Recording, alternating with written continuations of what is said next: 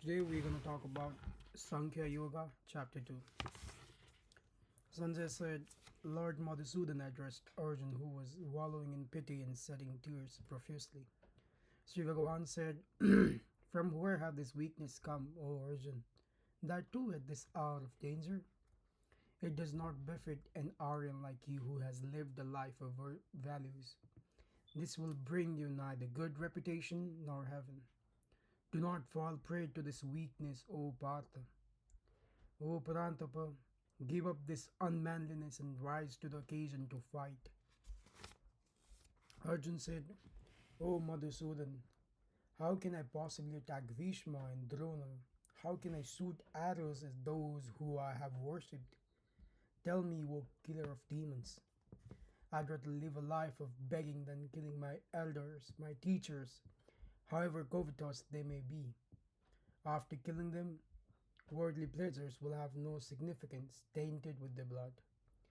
Right now, I'm not even sure what is better, conquering them or getting conquered. I do not wish to live after killing them. Yet, they stand on the side of the sons of Dhritarashtra in the battlefield. Overcome by anxiety and weakness, I am confused about my duties. I surrender to you as your disciple. Please instruct me in my best interest. Winning a prosperous kingdom on earth or acquiring sovereign powers like that of celestial beings will not be sufficient to nullify the immense grief within that is drying up my senses. Sanjay said, and then Arjuna said to Rishikesh, O Govinda, I will not fight. There was silence after that. O king, Rishikesh then spoke smilingly to the grieving Arjun, right in the middle of both the armies. Sri Bhagavan said, Your words are wise, but you are lamenting for something that is unworthy. Neither for the living nor for the dead does a wise man lament. There has never been a time when I or you or all these kings were not in existence. And surely we shall all exist in the future too. Childhood, youth, and old age are simply phases in the journey of an embodied soul. The next phase is another body. There is nothing abnormal in this. Interaction with sense objects leads to experience of joy and sorrow which are as temporary as the seasons summer and winter that continually come and go, O son of Kunti. You must adapt to them, tolerate them without losing your balance, O descendant of Bharat. If one is wise enough to tolerate dualities, to whom joy and sorrow are one and the same, he becomes qualified for eternal life. O Arjun, the best of men.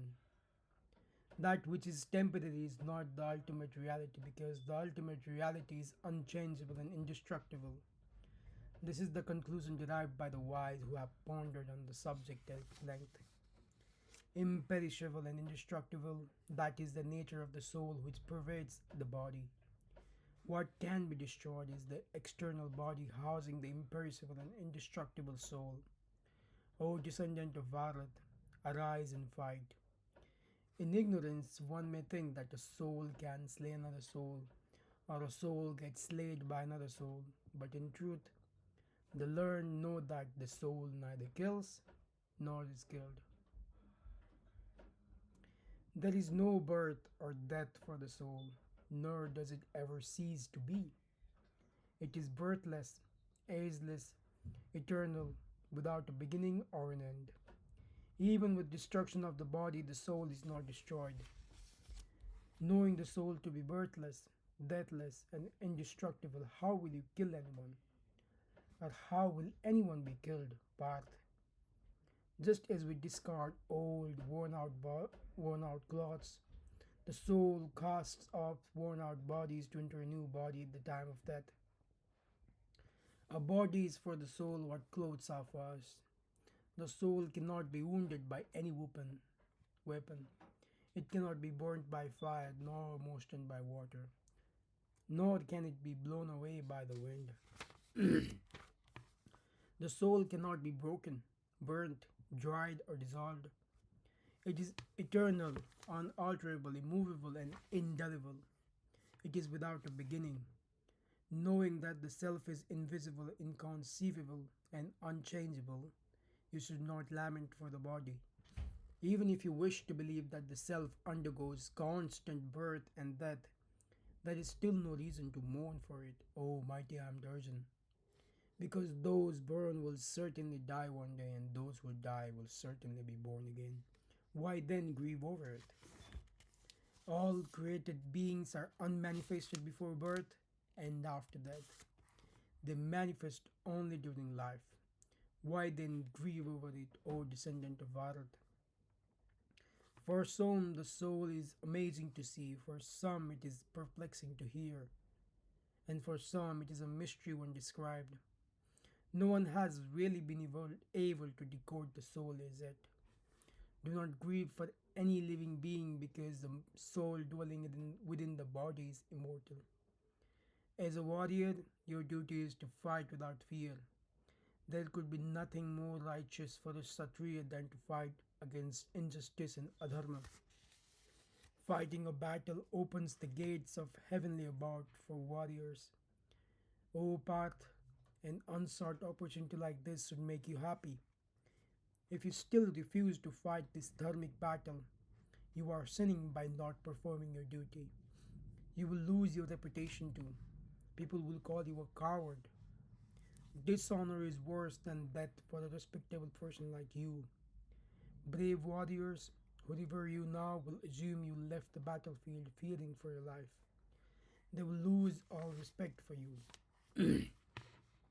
Your enemies will humiliate you, even question your abilities. Could there be anything worse than that? If you die while fighting, you will experience pleasures in heaven. If you win, you will experience pleasures on earth. It's a win win situation. So stand up, O Kantya, and fight the battle with the determination. And if you fight because it is your responsibility, disregarding joy, sorrow, profit, loss, victory, or defeat, then there is no sin incurred either. I have just shared with you the wisdom of Sankhya Yoga, also known as analytical knowledge. Now, hear well as I tell you about Buddhi Yoga. O Parth, this wisdom will free you from the bondages of karma. Following the path of dharma will never go to waste. It will never hamper your progress, whereas even a little advancement will save you from many dangers. If this path requires absolute determination, this path requires absolute determination and focus. If intelligence is irresolute and multi-branched, you will get distracted. The Vedas advocate rituals by an appealing play of floral words. Men of scanty knowledge get attracted to it and do not look beyond that. For such people, their only goal is material desires and wealth, heavenly planets, or good birth, or power which they hope to achieve through the Vedic rituals. Such strong attachment to worldly powers and sense gratification weakens that determination and they lose out on the path of God.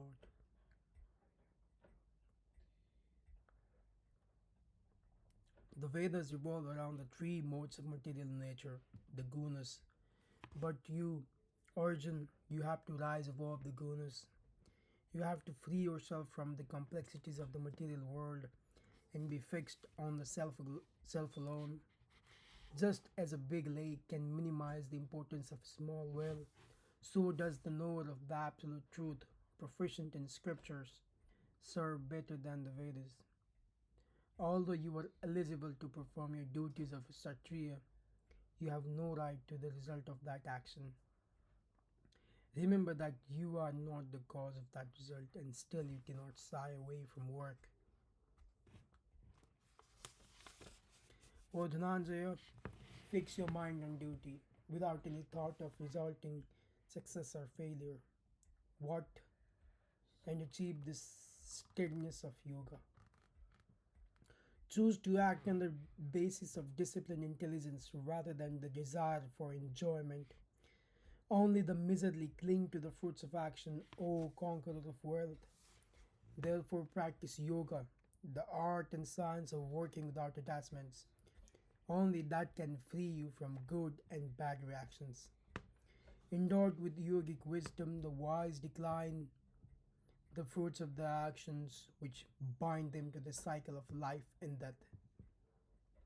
Thus liberated, they find peace and freedom from suffering. Emerging from the forest of illusion, the intelligence becomes detached from what has been heard and what will be heard. Not excited by the floral words of the Vedas, the intelligence is fixed in a spiritual trance, what is called the perfection of yoga. Arjun said, "O Keshav, how does one recognize such a person with a steady intellect and divine consciousness? How does he speak, or sit, or move?" Sri Bhagavan said, "When one is in divine consciousness, one gives up all desires arising from the mind and finds satisfaction in the self alone. One is neither overjoyed nor agitated in happiness or suffering. Free from desires, cravings for pleasure, fear, and anger, one's mind is tranquil. One is of steady wisdom who is unperturbed by material desires and unaffected by joys and sorrows. Like a tortoise pulls his limb into his cell, one keeps his senses under one's control. Often one may keep the senses under control, but the taste for objects of enjoyment still remains. But one with divine consciousness loses the taste for such sensory objects, having acquired a higher taste.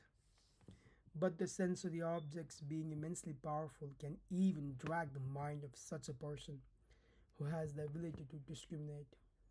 O Kante, the only way to maintain steady wisdom is to control your senses and absorb your mind and me. If you think about sense objects, it will lead to attachment to them. Attachment begets desires, and unfulfilled desires cause frustration and anger.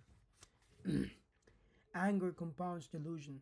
Delusion leads to loss of memory, which in turn destroys the power of discrimination.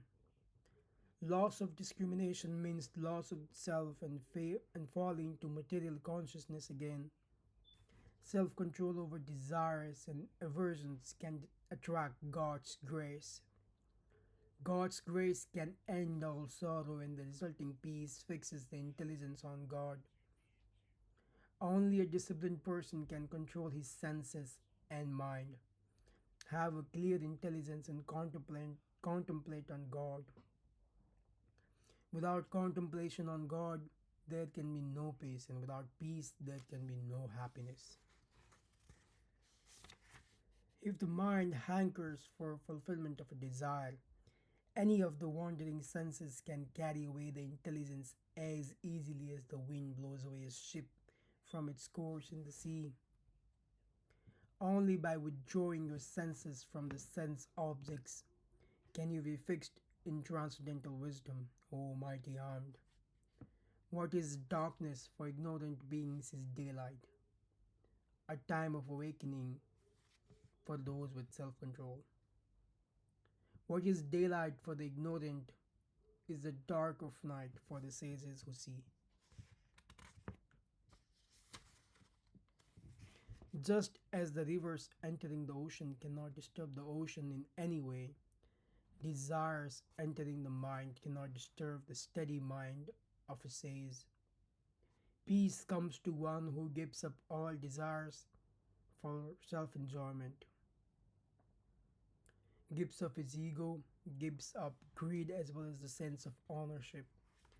In this enlightened sense of consciousness, one never gets confused again.